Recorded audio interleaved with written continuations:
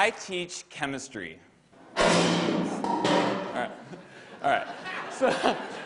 So more than just explosions, chemistry is everywhere. Have you ever found yourself at a restaurant spacing out, just doing this over and over? Some people nodding yes. Recently, I showed this to my students, and I just asked them to try and explain why it happened. The questions and conversations that followed were fascinating. Check out this video that Maddie from my Period 3 class sent me that evening. Are you ready?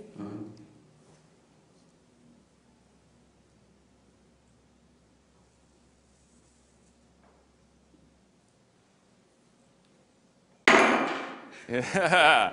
Now, obviously, as Maddie's chemistry teacher, I loved that she went home and continued to geek out about this kind of ridiculous demonstration that we did in class.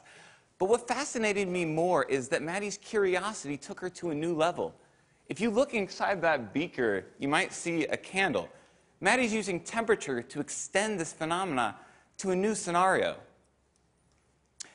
Questions and curiosity like Maddie's are magnets that draw us towards our teachers, and they transcend all technology or buzzwords in education.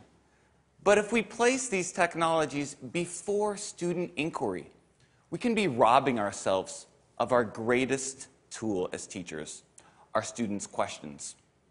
For example, flipping a boring lecture from the classroom to the screen of a mobile device might save instructional time, but if it is the focus of our students' experience, it's the same dehumanizing chatter just wrapped up in fancy clothing.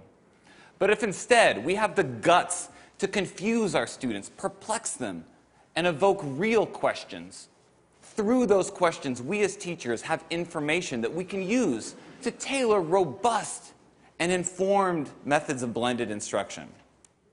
So, 21st century lingo, jargon, mumbo-jumbo aside, the truth is, I've been teaching for 13 years now, and it took a life-threatening situation to snap me out of 10 years of pseudo-teaching and help me realize that student questions are the seeds of real learning, not some scripted curriculum that gave them tidbits of random information.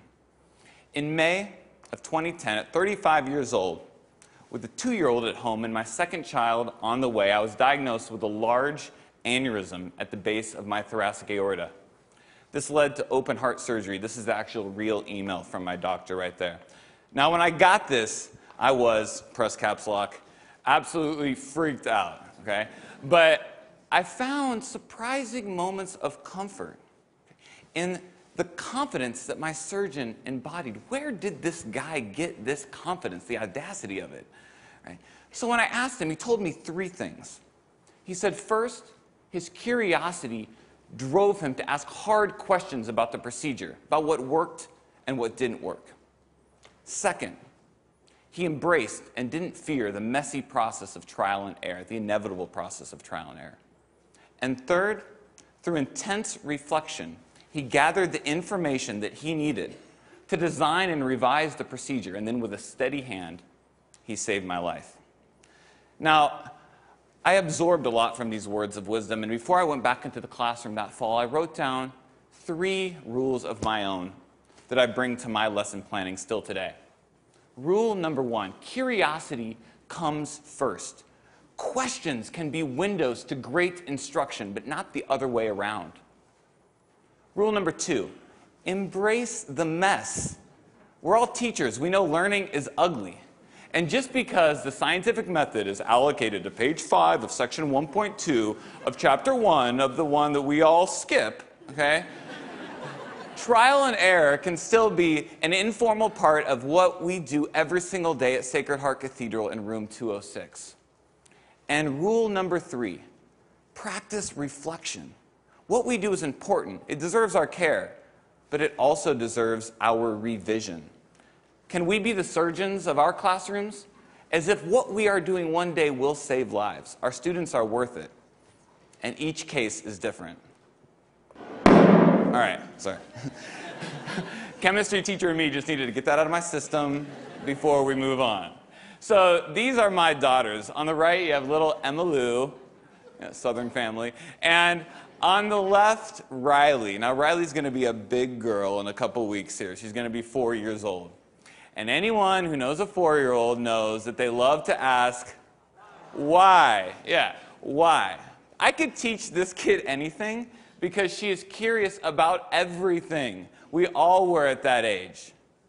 But the challenge is really for Riley's future teachers, the ones she has yet to meet. How will they grow this curiosity? You see, I would argue that Riley is a metaphor for all kids. And I think dropping out of school comes in many different forms.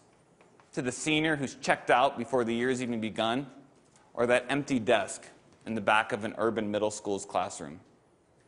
But if we as educators leave behind this simple role as disseminators of content and embrace a new paradigm as cultivators of curiosity and inquiry, we just might bring a little bit more meaning to their school day and spark their imagination. Thank you very much.